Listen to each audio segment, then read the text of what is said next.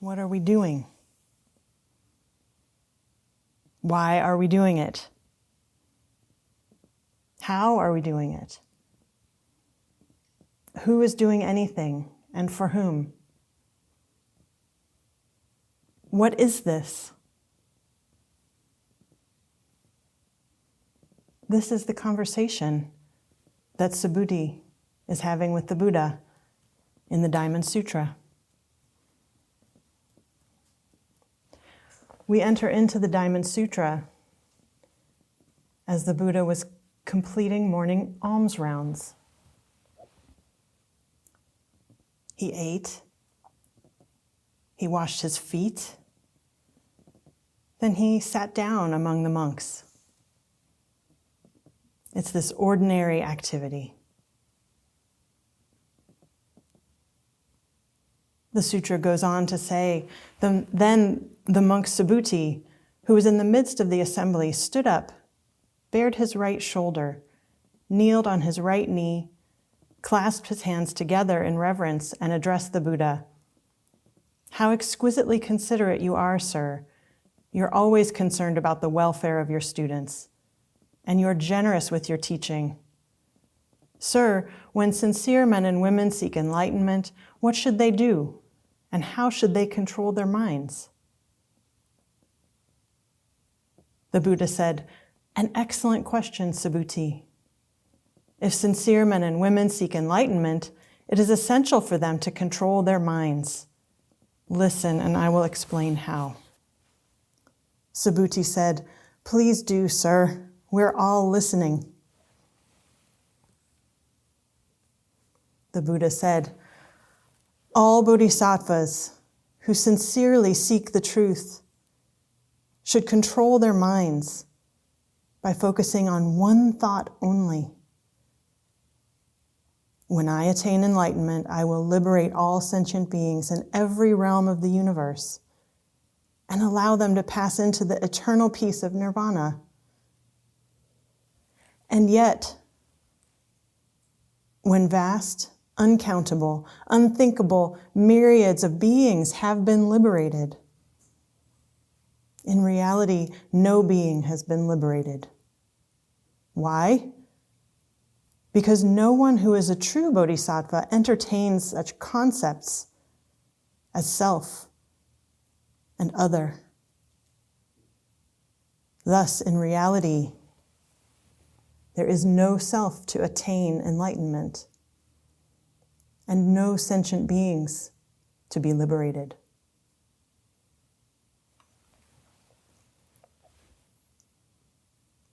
So what are we doing? Why are we doing it? And who are we talking about? It's like that chant you hear at protests sometimes. What do we want? Enlightenment. When do we want it? Now. The assembly is seeking the truth, hoping to attain enlightenment. What is enlightenment? And why would we seek it?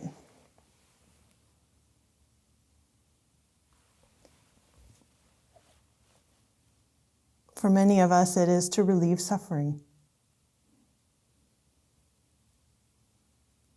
The Buddha said, "I teach suffering and the relief of suffering." So we come to the Buddha Dharma for the relief of suffering. The Buddha says that bodhisattvas should control their minds by focusing on one thought only. This is the how. But before we get to that one thought, what are bodhisattvas?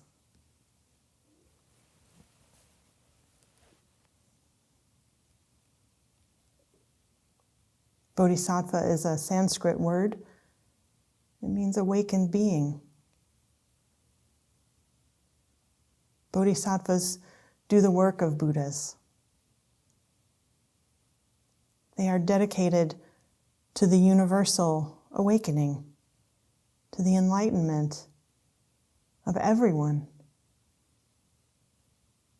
And while they're fully able to attain nirvana, they vow not to do so, not until everyone does.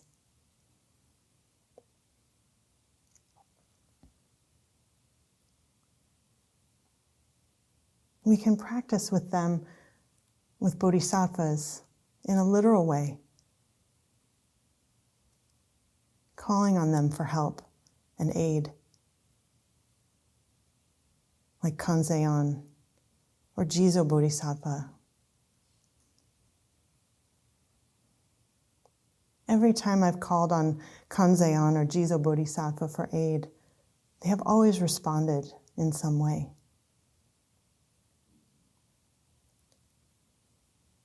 Or we can practice with them as archetypes, psychological or spiritual models for our own inspiration. A reminder for what we ourselves are capable of. A reminder for how to be in service, how to act from wisdom and compassion.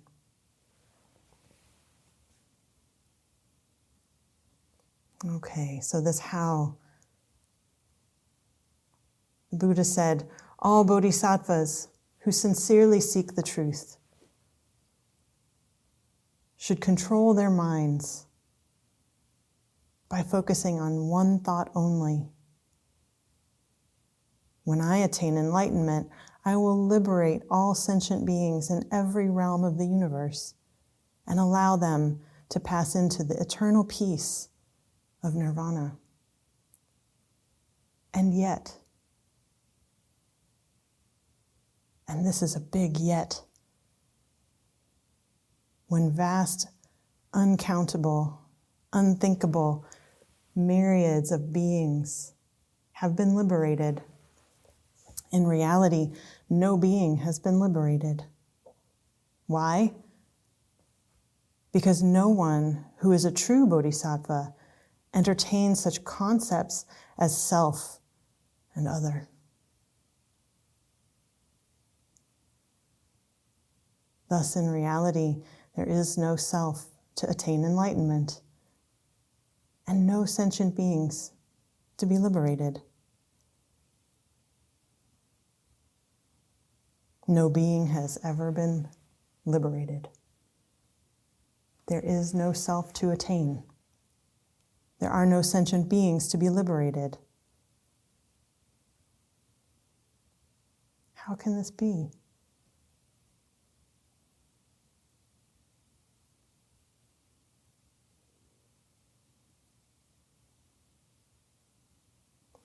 The first part of this thought entertains these concepts, doesn't it? When I attain enlightenment, I will liberate all sentient beings. This assumes that there are concepts. This assumes that there are bodhisattvas. And then there are liberated beings. Bodhisattvas, and then there are liberated beings. It also assumes a future.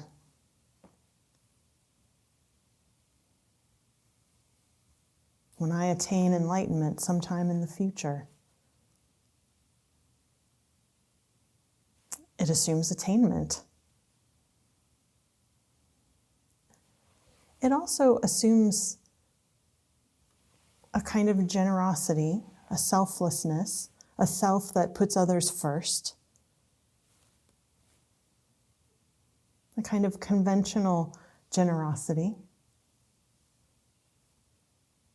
A generosity that can be functional, even inspiring.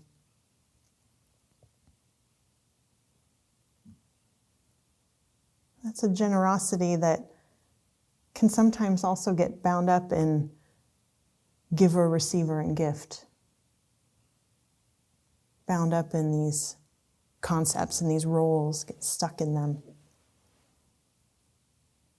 It can become a transaction.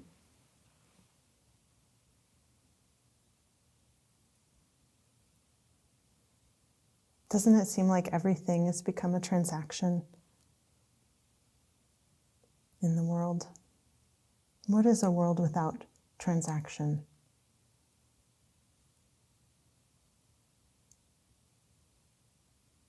For example, another example of a transaction, transactional generosity. An emperor donates money, builds a temple, and then asks, what merit do I get from that? We can get stuck there. Maybe we have a discomfort with receiving gifts, and we limit them or don't accept them or can't accept them gracefully, make it awkward. Or maybe we experience burnout as a caregiver. Or maybe we get sometimes fearful or stingy or petty.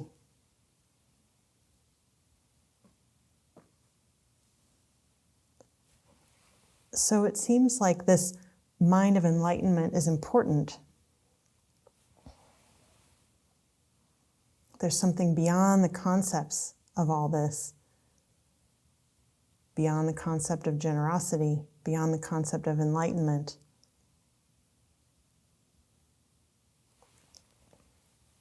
The mind of enlightenment, this wish for awakening, is sometimes called bodhicitta.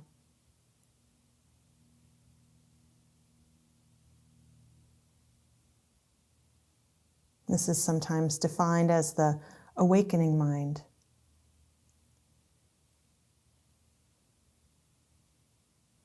The mind of enlightenment. Bodhisattvas cultivate bodhicitta. Bodhicitta is like bodhisattva fuel.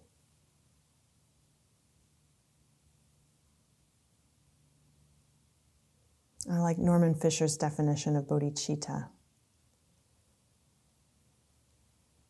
A spontaneous wish to attain enlightenment, motivated by great compassion for all sentient beings, accompanied by a falling away of the attachment to the illusion of an inherently existing self.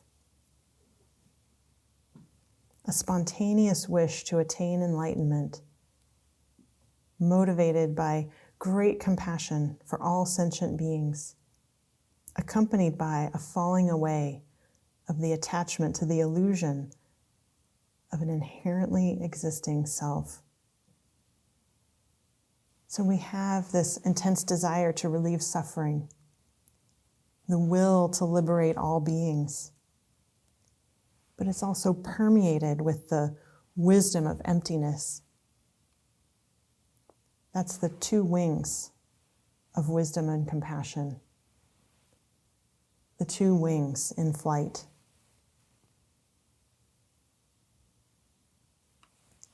This is a powerful fuel for practice.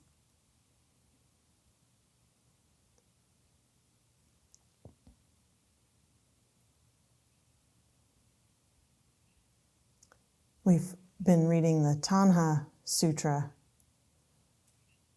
Tanha means thirst and craving and suffering, wanting, longing. There can also be a more healthy kind of a longing or wanting. It's called chanda, a wholesome longing, a wish for the well-being of ourselves and others. Bodhicitta is like this. It's wanting peace, wanting the relief of suffering, I and all beings. That bodhicitta includes wisdom.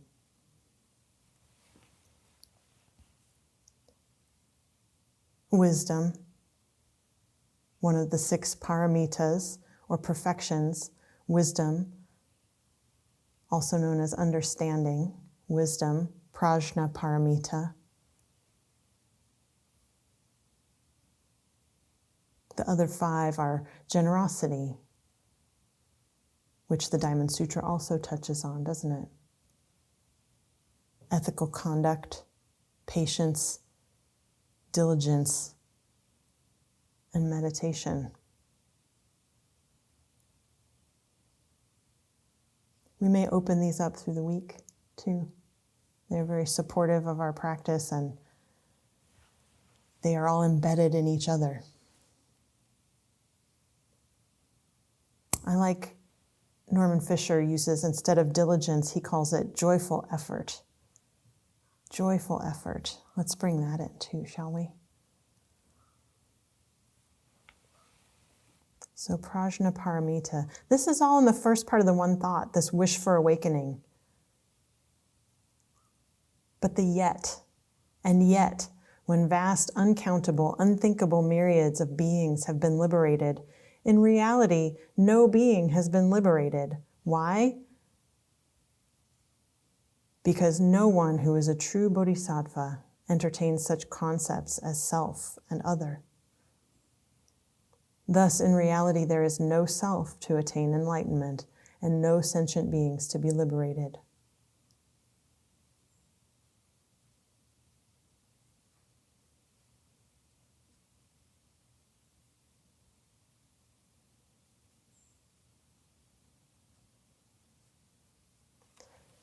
It's almost like this teaching simultaneously undercuts and underlines its own teaching.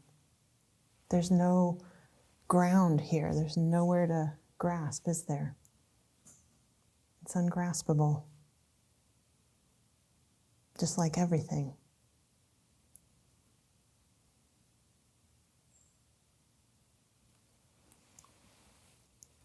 And yet here we are in a world of concepts, in a conceptual reality.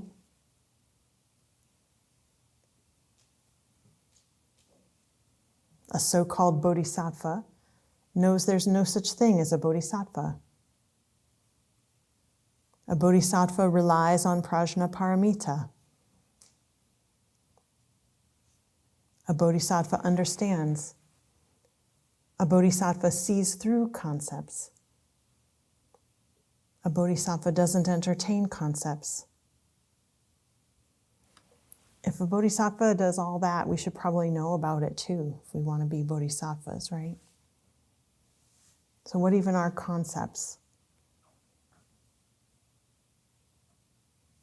When we're talking about concepts and letting go concepts, cutting through the diamond that cuts through delusion.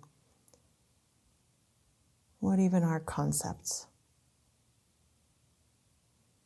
Part of what we can call conceptual reality, apparent reality, conventional reality.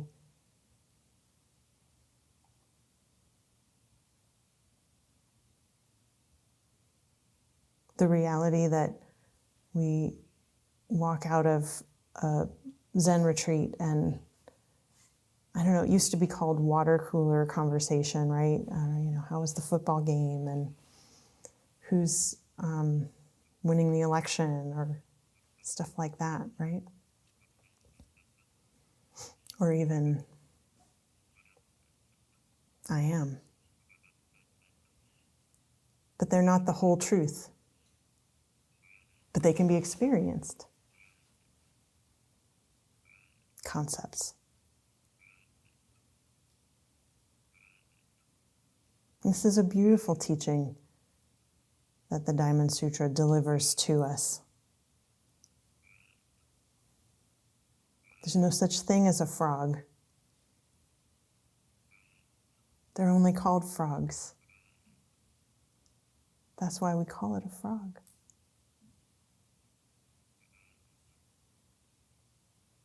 They can be experienced.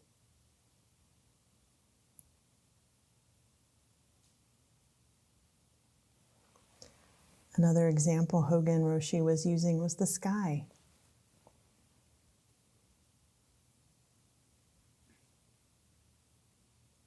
There's no such thing. How would you wrap your arms around it? Where is the actual beginning and end of it?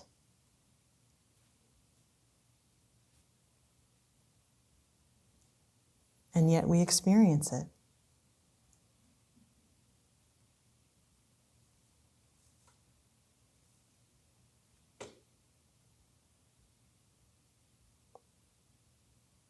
Another example might be the body.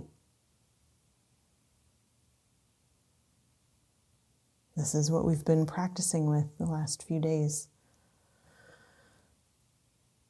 When we really look, what is it? When we really feel into the body, feeling the body with the body, what is that experience?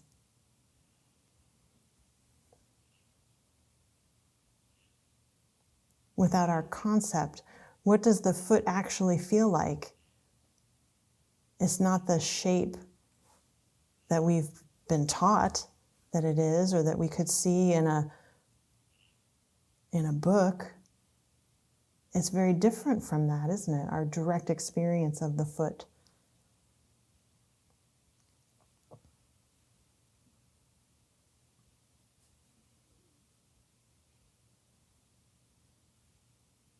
Can we truly differentiate the sensation of pressure on the cushion or the floor?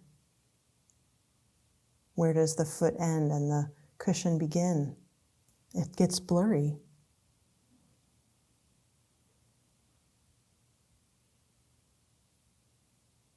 It goes beyond our attempts to define it. And yet we experience it.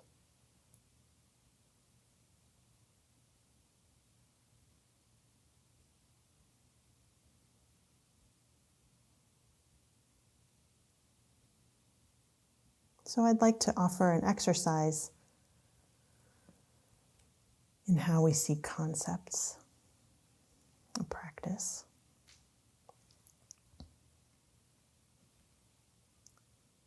So for a moment, do please look around the zendo.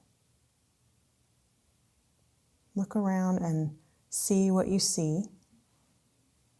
Try to gather every single detail that you can. Really see the zendo. Take it all in as best you can,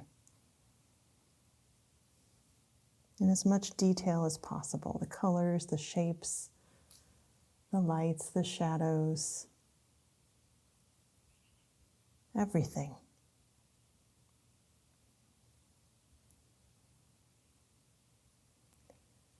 And now close your eyes. Keep your eyes closed and recreate exactly the zendo.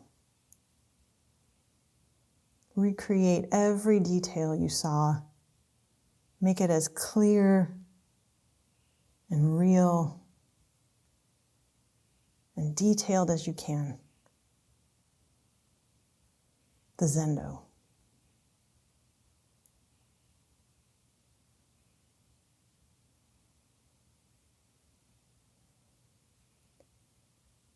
And when you've got it really clear, go ahead and open your eyes. What's missing? What did you forget?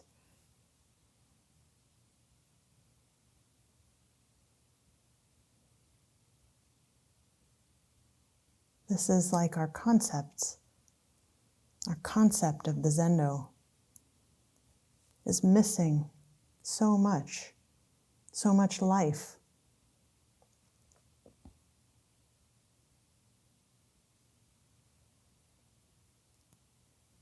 We get in trouble when we mistake our concepts for reality. And we do this all the time. When we relate to things like this as if it's the whole truth.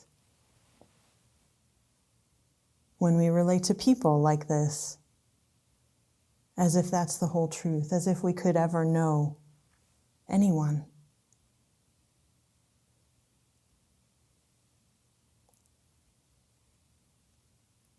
Another way you can compare your idea of reality to reality. This is an exercise from someone named Ellen Langer. She says she does this in groups sometimes, encourages people to go up to the dry erase board, try to draw a dollar bill from memory. It's hilarious, ridiculous. Our concepts that we rely on, that we act as if are the truth, are as ridiculous as our attempts at drawing a dollar bill from memory. Ellen Langer's definition of mindfulness, she's a psychologist, a scientist, and is sometimes called the mother of mindfulness. She explores and researches mindfulness, but she has come at it not through the Buddha Dharma. Her definition of mindfulness is the process of actively noticing new things. The process of actively noticing new things. Isn't that beautiful? Seeing the continuous flow.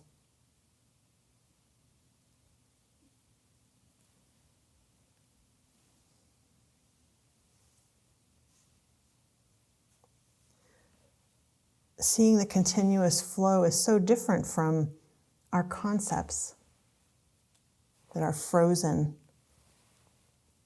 like our childlike drawings of reality.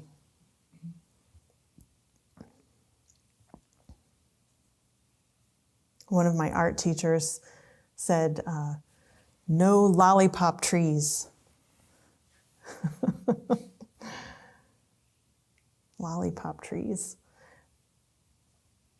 I mean, we can sometimes even relate to real trees in that way. When we say, yeah, that's a tree.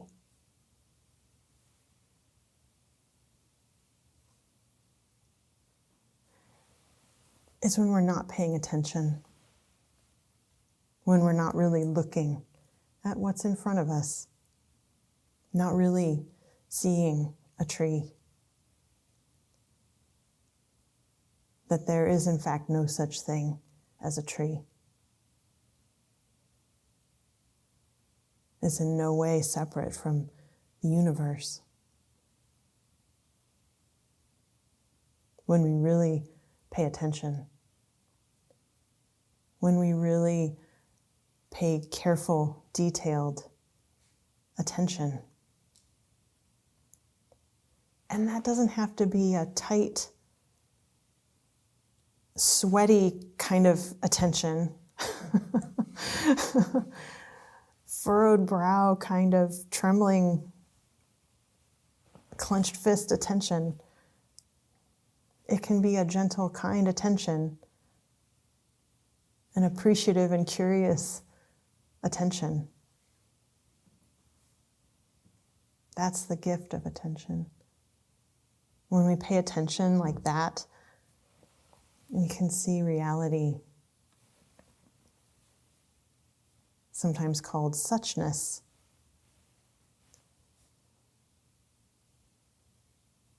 Free from concepts.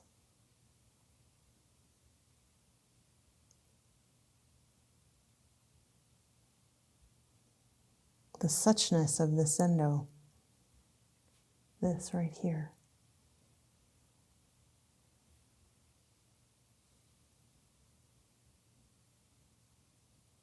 D.T. Suzuki said that Zen insists on handling the thing itself and not some empty abstraction. Zen insists on handling the thing itself and not some empty abstraction. Everything is and can only be itself. When we see this, how everything is alive.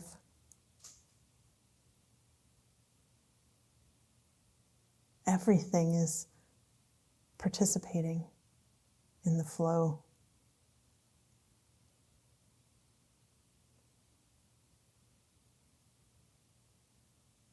And we can get stuck in our ideas, in our two-dimensional worlds, in our lollipop tree forests.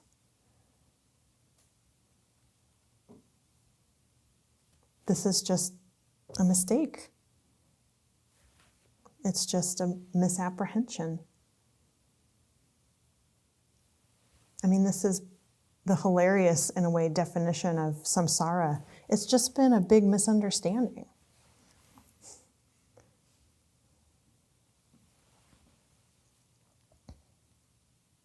It can be fatal, the basis for war. Defending, I, me, mine, defending territory, fearful of losing identity.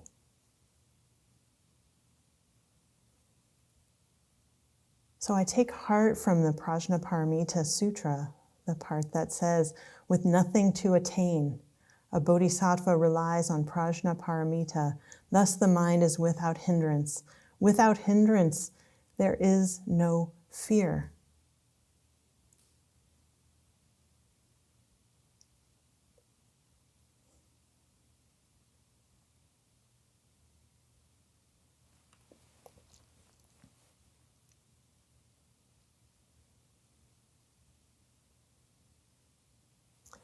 I just hope to be lucky enough to spend my life discerning the meaning of that. There's another translation of that part that I really like. Therefore, O Shariputra,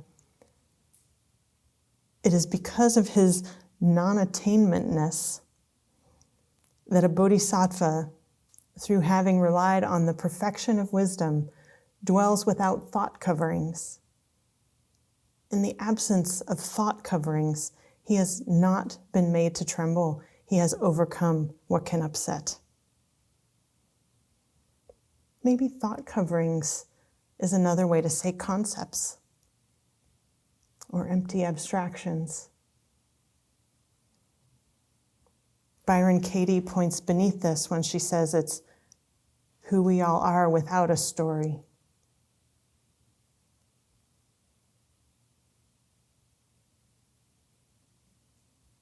She also talks about this regarding generosity. She says, how attached you are to a story is how much you hold back.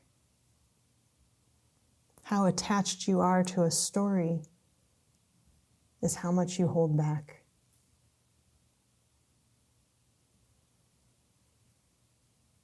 The Prajnaparamita Sutra is also about relieving suffering by taking apart our concepts. Avalokiteshvara, when deeply practicing Prajnaparamita, clearly saw that all five aggregates are empty and thus relieved all suffering. This is relevant to our practice, our direct practice on the cushion. This is what we're doing.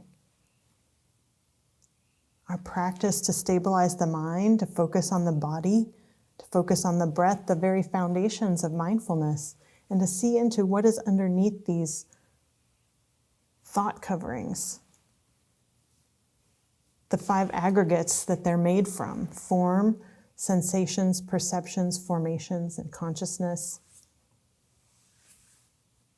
We just start by looking deeply into what we think is real and question it, starting with the body, the form of the body, the forms of what we perceive. We can see that it's not what we thought it was at all. Our perceptions,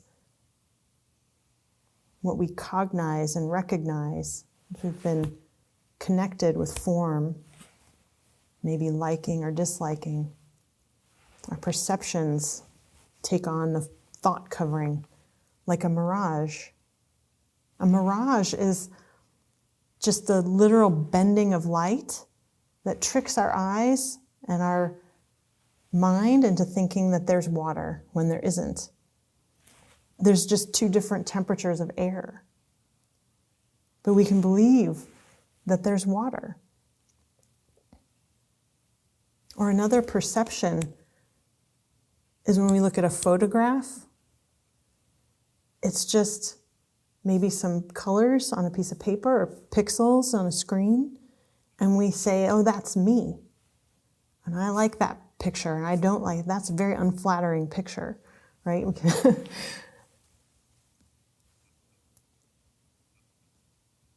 We believe it. We believe our opinions and views about what is pleasant or unpleasant, and yet those are totally arbitrary. People disagree all the time about what's beautiful or what's ugly. Just look at architecture.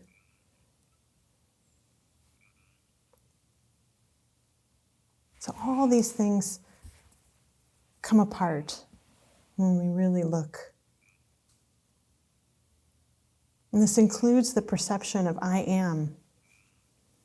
This is called a craving verbalization, according to the Tana Sutra. I am here, I am like this, I am bad, I am good, I might be. These are the internal craving verbalizations. And the external, I'm like this because of that. I'm bad because of that. I'm good because of that. We can take this apart, this I am, just by looking at it. What are its basic components?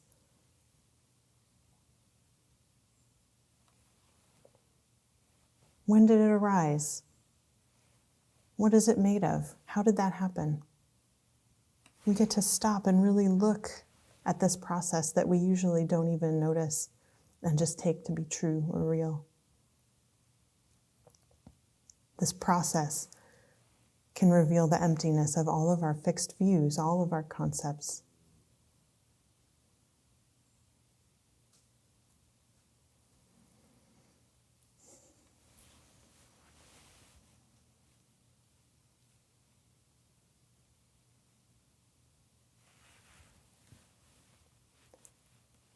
It can be a little scary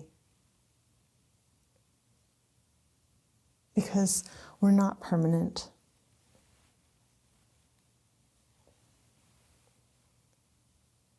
But we are boundless.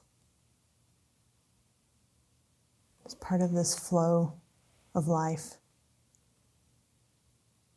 this dynamic aliveness.